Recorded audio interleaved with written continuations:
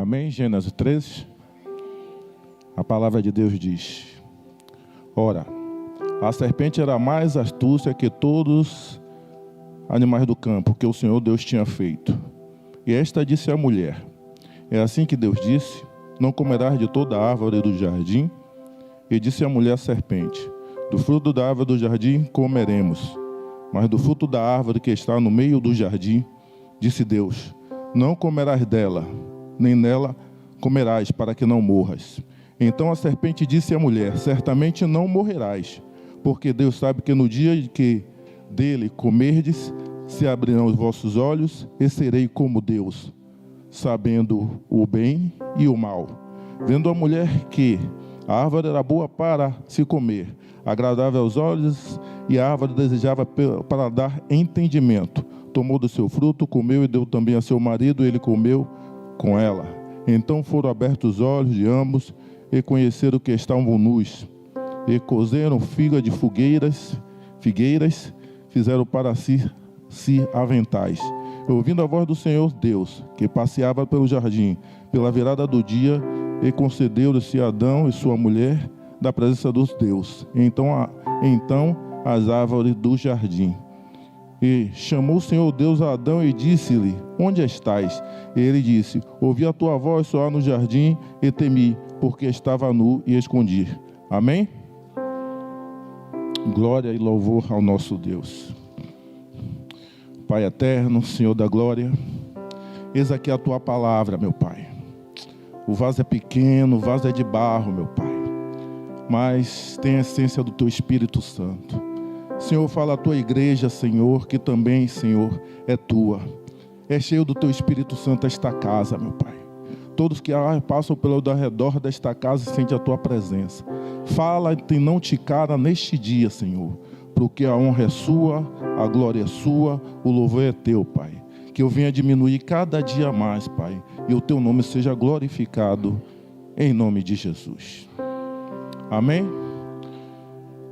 Amados, a igreja, no tempo de Gênesis, a palavra diz Gênesis, que Gênesis é uma história que, se Gênesis não existisse, se a gente não conhecesse a história de Gênesis, a gente não conseguia a nossa própria história.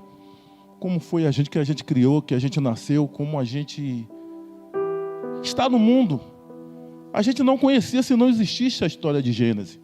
A história de Gênesis vem dizer como a gente foi criado, como a gente foi nascido, como aconteceu todas as coisas. E Deus é tremendo. A palavra de Deus diz que Ele criou o céu, criou as terras, criou tudo que há.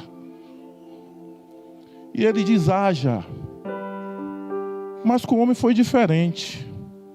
Com o homem Ele não disse haja. Com o homem Ele não disse viva. Ele pegou o homem, pegou o barro, amassou o barro e criou o homem com as próprias mãos. Com o próprio dedo dele criou o homem. E Deus criou o homem com um toque das mãos, para que nós sentimos até no dia de hoje, quando Ele falar conosco, sentir o toque dele em nós. E Deus criou o homem para intimidade com Ele. Ele criou o homem com tanta intimidade, que a intimidade foi tanta que nós possamos comparar a criação do homem com o próprio dedo, como um filho que está na mão de alguém, de uma pessoa que não é o pai nem a mãe, e começa a chorar. E aquela pessoa corre por braços do pai e da mãe, entrega aquela criança. Imediatamente aquela criança para de chorar. Porque ele conhece o pai, ele conhece a mãe. Deus nos criou com a toque da mão para que no ano 2021 você sentisse, quando tivesse pelas aflições, quando passasse pelas provas, quando passasse por todo o privamento, que Ele está contigo. E com o toque das mãos deles, você sentisse seguro, protegido. E Deus é tão poderoso, amados, que Ele cria o homem, forma o homem do barro. E Ele faz coisas que nos surpreendem mais ainda. Ele é da Deus. A palavra dele se fazia, tudo que Ele falava, que se faça o sol, que se faça a lua. E só na palavra dele tudo era feito. Mas como eu já falei aqui no início, com o homem não foi assim. Ele chega perto do homem e dá o sopro de vida. Já imaginou o sopro de vida, amados? Só quem tem intimidade pessoal, que sente o hálito de outra pessoa. E Deus nos criou para isso também, para intimidade. Ele queria o homem envolvido com Ele, perto dele, sentisse a presença dele. E Ele dá o hálito de vida ao homem.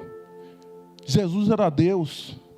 Um homem, Lázaro, 4 dias morto. Ele só falou, Lázaro, sai. Ele podia fazer isso com o homem, mas Ele queria mostrar o que realmente Ele queria com o homem. Que o homem fosse filho, tivesse paternidade de filho, tivesse intimidade com Ele. Ele andava junto a junto com Adão, e Ele cria o céu na terra. Ele pega o jardim do Éden e cria na terra. A palavra diz que Deus cria o céu na terra. Ele não tinha problemas de andar na terra, porque Ele criou o céu na terra. Ele andava pela terra. E tudo era lindo, tudo era maravilhoso. Mas o mais maravilhoso que tinha no Éden era a presença de Deus. E Deus diz, está faltando alguma coisa. Cria o homem, bota o homem no jardim. E dá autoridade ao homem. Tudo você pode fazer, tudo você pode tocar, tudo é teu. Mas não toque da árvore do bem e do mal, que certamente no dia que tocares, morrerás. E como até no dia de hoje, Satanás ele não tem outra mania de estragar a vida do ser humano, do cristão. Ele sempre cria laços para pegar o cristão. Ele diz que certamente Eva não iria morrer. Ia ficar sabendo do bem e do mal, que nem Deus. Ia ter sabedoria, entendimento. E ela viu que a árvore era boa, agradável ao paladar, e comeu. E deu ao seu marido. Onde está Eva? Onde está Adão? A serpente disse que ela não iria morrer. E a mesma coisa Satanás faz até o dia de hoje. Ele vê a nossa fraqueza, onde nós somos mais fracos, mais vulneráveis, para nos pegar, para nos agarrar. Uma história que tinha um caçador, que ele pegava uma fruta, jogava dentro de um galho seco. Uma fruta tanto que o macaco gostava. E o macaco ia lá, metia a mão no buraco e pegava aquela fruta com tanta ansiedade para comer. E o caçador vinha, que viu ele pegar a farpa, vou matar ele. Ele já estava entregue, mas ele não queria largar a fruta. Ele ficava se rebatendo, vendo o caçador vindo e não largava a fruta. Às vezes a gente, assim, está com pecado escondido, lá dentro do coração, e nós não queremos largar. Isso pode nos causar morte espiritual. O macaco, ele só bastava largar aquela fruta, que ele ia sair daquele lugar. Basta a gente largar aquilo, que Deus não se agrada que nós estejamos segurando.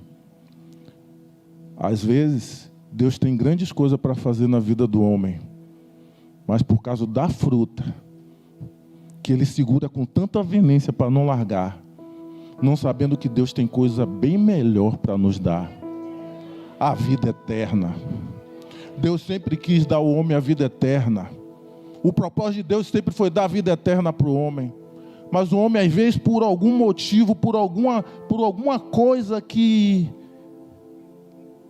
faz seu ego subir, às vezes a gente perde a comunhão com Deus, como perdeu Adão por uma fruta, ou por uma fruta.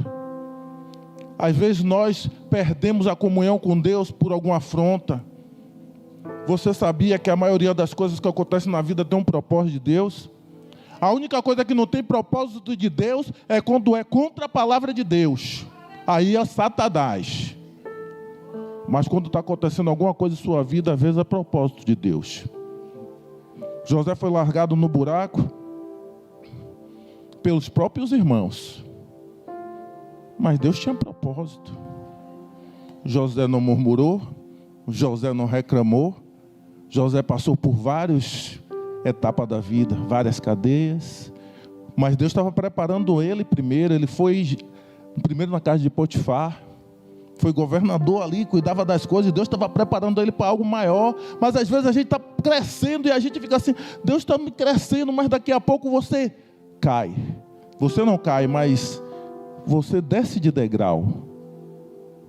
José desceu de degrau. Ele voltou de novo para a cadeia, porque foi tentado pela mulher de Potifar, mas ele preferiu continuar íntegro a Deus. E ele voltou de novo para a cadeia. Lá ele teve sonhos, e os irmãos já sabem a história. E aquela túnica rasgada dele, que os irmãos rasgou, Deus deu a túnica a ele que ninguém mais podia rasgar. Deus botou um anel no dedo dele que ninguém mais podia tirar.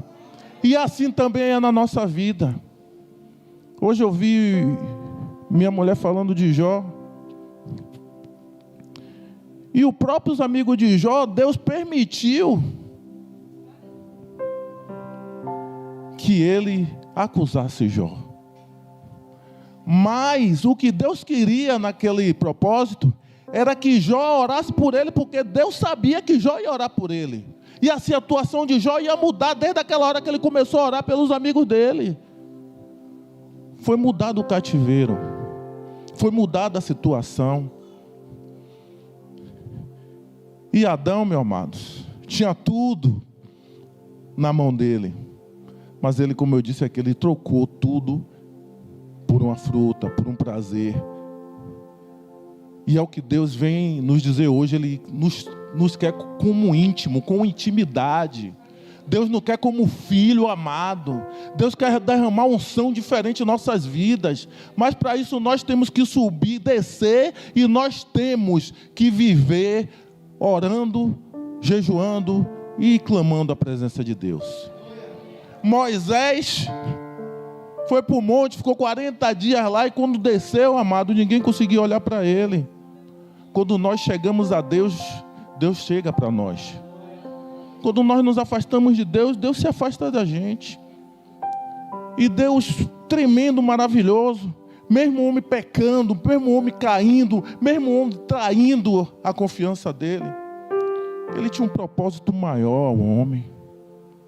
Ele queria que aquela intimidade que tinha no jardim, que voltasse a florir.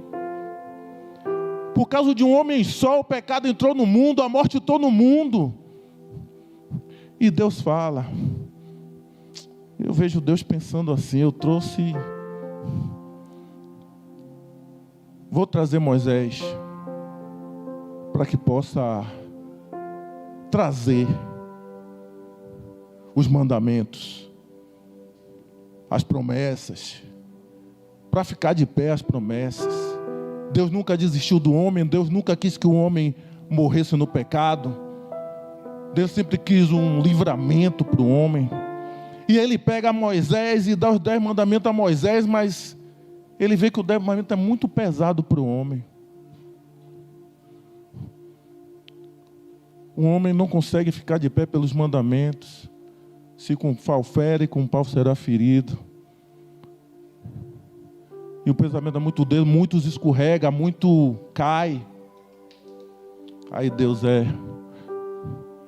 mandei Moisés trazer a minha lei. Vou mandar meu filho para trazer a graça. Vou mandar meu filho para trazer libertação. Trazer meu filho para trazer liberdade. Trazer meu filho para que hoje nós tivemos comunhão de novo. Trazer Deus para nós termos vida eterna. Para Deus nos dar de novo a identidade de filho. Nós hoje temos de novo a identidade de filho, porque Deus teve compaixão de nós, teve misericórdia de nós. Ele trouxe o filho dele amado para nos dar uma identidade, dizer, você é meu filho amado, filho que eu amo. E Deus agora está querendo que nós se enchemos da graça dele.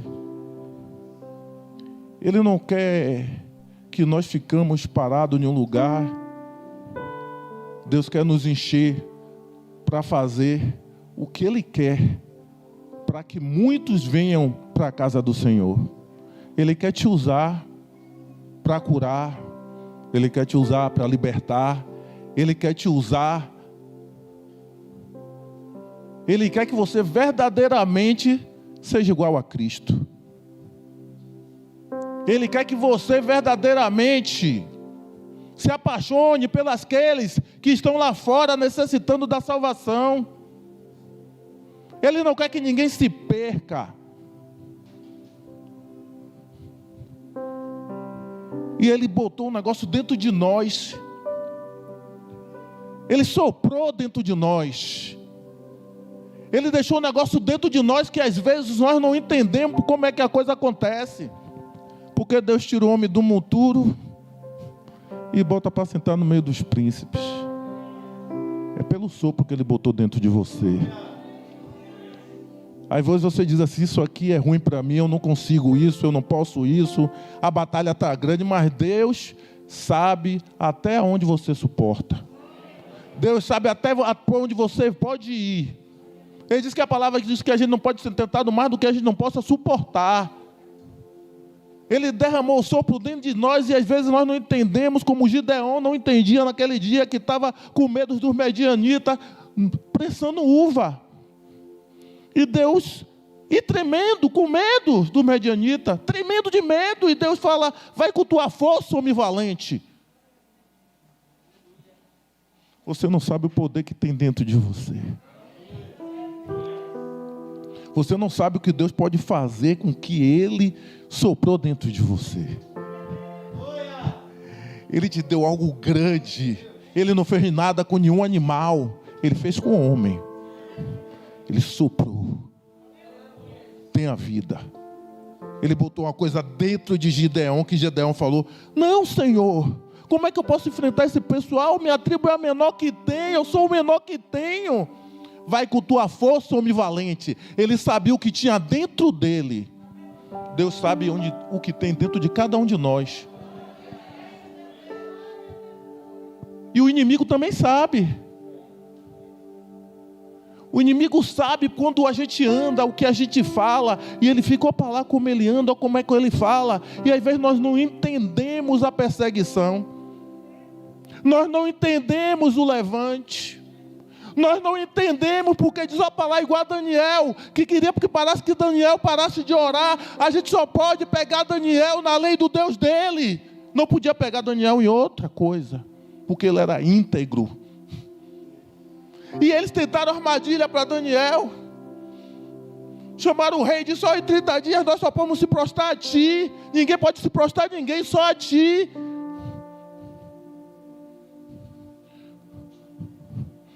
Daniel, amados. Aquele que veio do cativeiro da Babilônia, escravo. Deus tinha botado algo dentro dele. Porque ele não se rendeu à comida de Nabucodonosor. Ele, eu não quero me misturar, eu quero continuar santo. Eu quero continuar obedecendo ao Senhor. E até ele impactou os amigos dele. Ele impactou os amigos dele que também se renderam e faziam conforme ele fazia, porque ele era espelho. E queriam pegar Daniel na falha e dizer como ele anda. Olha como ele fala, olha como ele é. O diabo fica olhando para a gente, olha para lá como ele fala, olha como ele anda, olha como ele é. Ele está chegando à semelhança de Jesus. Vou ter que parar ele, vou dar um freio nele. E às vezes ele levanta da própria casa para derrubar, para tentar. Às vezes nós, sem querer, machucamos alguém. Mas Daniel, mesmo sabendo daquela caso de morte, ele fez a mesma coisa que fazia todo dia. 3 vezes por dia ele ficava de joelho para a janela de Jerusalém, clamando ao Deus vivo. Ele não se rendeu por ameaça do inimigo. Você não pode se render pela ameaça de inimigo. Você tem um Deus todo-poderoso que teve misericórdia de você desde o princípio. Todos aqui têm histórias. E Deus é misericordioso. E ele foi jogado na cova dos leões, porque desobedeceu um decreto que não podia ser desfeito dos médios e dos persas. Mas Deus era com ele. Ele ficou dentro com os leões, mas os leões tiveram que jejuar. Os leões não abriram a boca. E quando nós temos Jesus do nosso lado, quando temos comunhão com Deus, é assim que acontece. As coisas que parece que está tudo dando errado, as coisas que não parece que vai dar certo, as coisas difíceis de nossa vida, quando nós entregamos na mão do Senhor Jesus, tudo se faz novo. Tudo acontece. E quem está do lado não entende que você tem promessa de Deus e não há quem possa parar a promessa que Deus tem em sua vida. Só quem pode parar somos nós mesmos. Aleluias.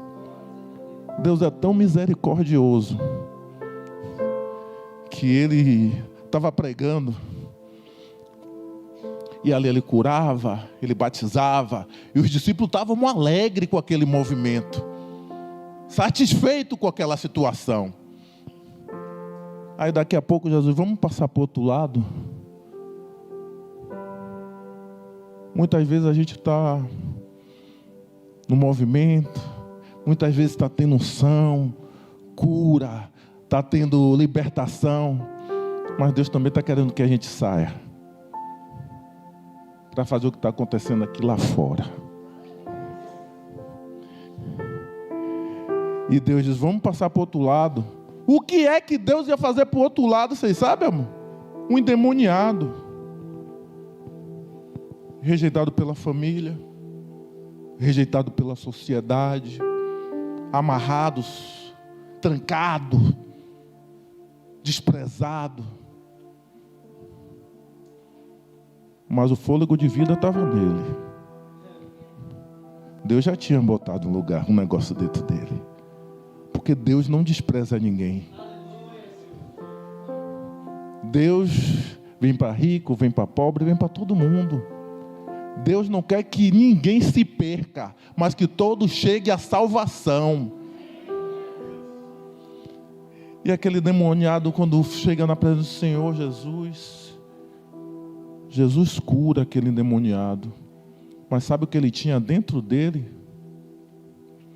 O espírito missionário. Ninguém via. O ser humano não consegue ver o que Deus vê dentro de você. E quando você começa a andar, a caminhar na presença de Deus, quando você começa a crescer em sabedoria, em entendimento, não fique enganado não, Ele está de olho em você. E Ele vai fazer de tudo para parar sua caminhada. Ele vai fazer de tudo para parar seu relacionamento com Ele. E às vezes nós não entendemos como a gente passa na rua, muitos passam na rua, e uma mulher bonita, um homem bonito, ou que cara bonito, ou que mulher bonita. Não se engane não. O diabo está preparando um laço. Porque ele já viu o seu potencial. Já viu o que você pode fazer para destruir a obra dele. E ele não quer. Porque ele não se incomoda com aqueles que estão lá fora, porque já são deles. Ele não persegue aqueles que já estão lá fora, porque já são dele. Ele não se preocupa. Ele se preocupa comigo e com você. Porque a gente que leva a salvação, nós somos espelho, nós somos luz do mundo, sal da terra. Nós somos escolhidos para levar o evangelho de Deus. E Ele não quer que ninguém conheça esse evangelho gratuito, esse evangelho maravilhoso, que me tirou da onde eu estava, que tirou cada um de vocês para onde estava, e hoje eu tenho só que agradecer pelas maravilhas que Ele fez em minha vida. Eu não tenho como agradecer, por mais que eu saia todo dia para evangelizar, que eu jejue todo dia, que eu abençoe alguém todo dia, não tem como pagar o que Ele fez em minha vida. É uma alegria dentro da minha alma. É uma felicidade constante que eu não posso mensurar. E Ele sabe disso. E Ele não deixa que nós fiquemos em paz. Ele às vezes faz as coisas acontecer, como diz uma vez, que Ele só abre a cancela. Não, só abre a cancela. Deus é tremendo. Deus é maravilhoso. O Senhor faz proeza e maravilha em nossos meios. Às vezes a gente nem vê. Às vezes a gente nem sente. Mas Ele anda em nosso meio, querendo curar, libertar, transformar, encher da Tua graça. Deus, eu faço esboço, eu não sei nem para quê, amados. Porque toda vez que eu faço, eu nem olho. Porque quem fala é Ele. Quem ministra é Ele. Eu sou totalmente dependente dEle, porque é Ele que fala com a igreja, não sou eu. Eu só sou instrumento. Nós temos que entender isso. Nós não somos nada, somos só pó. Mas o conteúdo que está dentro do vaso é dEle. O conteúdo que está dentro de você é dEle. Agora Ele derramou 2 para a tua igreja, para que ela venha saquear o inferno. A palavra de Deus diz que Ele deu 5 a um, 2 a um e 1 a outro. Sabe por que eu vejo às vezes a história de Deus que Ele deu 1 a outro? Ele só deu 1 àquele porque Ele só suportava aquele. Com o que Ele tinha, Ele já queria sentar na frente. Com o que Ele tinha, Ele queria se exaltar. Com um só que Ele tinha, Ele queria cantar melhor, ser melhor, pregar melhor, sair mais. Com um que o Senhor deu. Então Deus só dá aquilo que a gente suporta. Se você tem 2, é porque Deus viu que você suporta 2.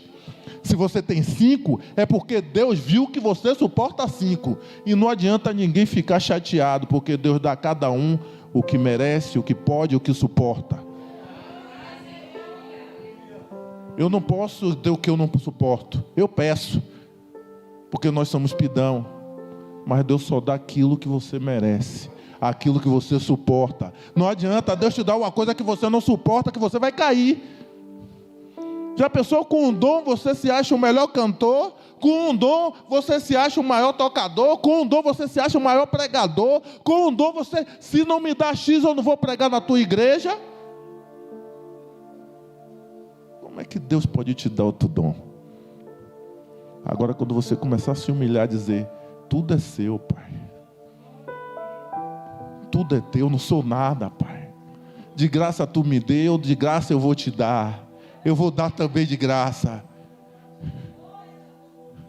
E quando você começa a fazer aquilo que Deus ministrou em teu coração para fazer, Senhor, eis-me aqui, usa seu vaso, o vaso é seu. Eu não tenho nada, Pai. Sou pequeno, sou frágil, sou pecador, Pai. Começa a se humilhar na presença do Senhor. Você tem um dom, Deus vai te dar 2. Você tem 2, Deus vai te dar 3. Porque Deus vai ver o teu coração, onde está teu coração. Diz: onde está teu coração, aí está teu tesouro. Agora, se você chegar cheio de asa, eu acho que até aquele dom que você tinha, Deus vai arrancar. Porque Deus não gosta de ninguém soberbo. Deus vai arrancar aquele dom que Ele te deu. E vai procurar aquele que quer fazer a vontade de Deus com simplicidade, com amor, com carinho. Adão tinha tudo. Tudo. eu posso dizer hoje que eu tenho tudo. Eu tenho Deus em meu coração. Não preciso de ouro, não preciso de prata. Essa semana eu tive com a irmã conversando. A irmã falou: irmão, posso te dizer uma coisa da parte de Deus? Eu disse: pode. Deus diz que vai derramar uma grande bênção em sua vida. Eu não estou falando isso para me engrandecer não, viu, amado? Eu quero continuar pequeno, que Deus cresça, que eu sume e Ele pareça. Mas sabe o que eu disse a ela? Eu já tenho tudo. Se eu quero mais alguma coisa, é a presença de Deus. Se eu quero mais alguma coisa, que Deus me dê riqueza, é dons, para que eu possa continuar fazendo a obra de Deus, para que eu possa pagar dependente de Deus. Não quero me exaltar não, Senhor. Se eu começar a me exaltar, Senhor, me humilhe. Se eu começar a perseguir alguém, Senhor, me humilhe. Senhor, me faz um vaso nas tuas mãos, como o Senhor fez com Adão, fez o vaso, amassou o barro. Ei, Deus, criou o homem para intimidade perpétua.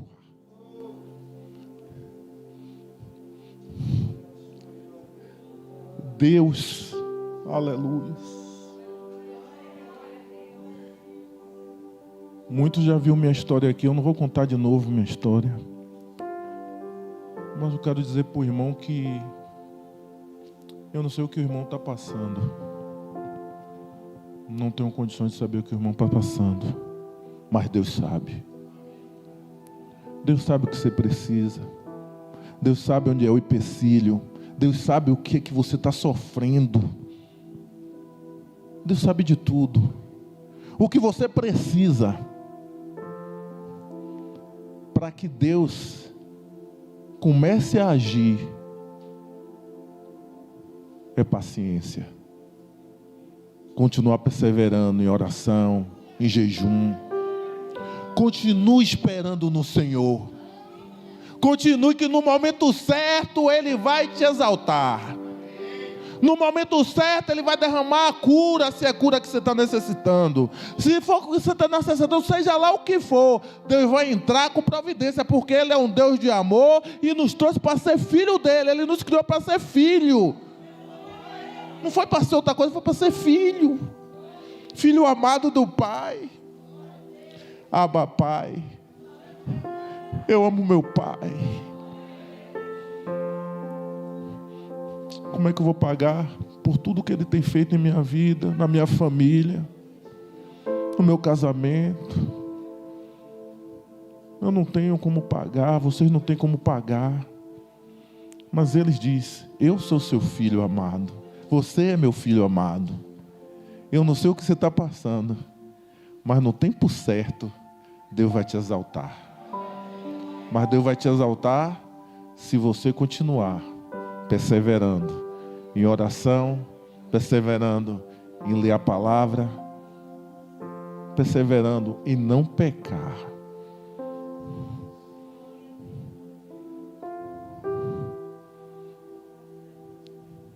E até aqui o Senhor nos ajudou. Amém, igreja?